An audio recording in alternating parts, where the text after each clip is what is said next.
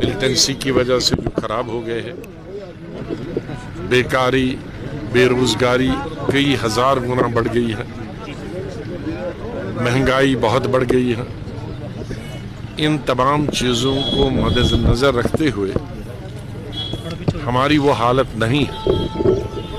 इन बरसों में हमारा जो टूरिज्म है वो भी बहुत सफ़र हुआ, हमारा हैंडीक्राफ्ट वो सफ़र हो गया, हमारा जो हार्टिकल्चर था वो सफ़र हो गया।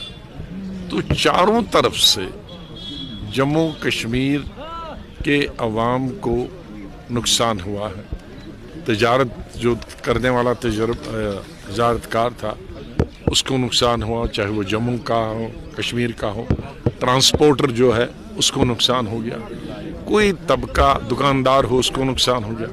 कोई जम्मू कश्मीर का एक इंसान नहीं है लखनपुर से लेकर और टंगदार तक जिसका नुकसान नहीं हुआ। और इन हालात में अब हम उनसे ज़मीन भी छीन लें, उन पे बिजली का टैक्स भी बढ़ाएं, उनका घर का टैक्स भी बढ़ाएं, उनका प्रॉपर्टी टैक्स भी बढ़ाएं, तो लाएंगे कहाँ? आमदनी का जरिया बहुत कम हो गया है इन 33 सालों में। और गुज़िश्ता 4-5 सालों से जब से आर्टिकल 370 ख़त्म हुआ या यूटी बनी और उसके बाद कोविड आ गया और कमर टूट गई है लोग। तो बहुत सारे हमारे अवाम हैं, राशन जो 35 किलो था वो 5 किलो हुआ।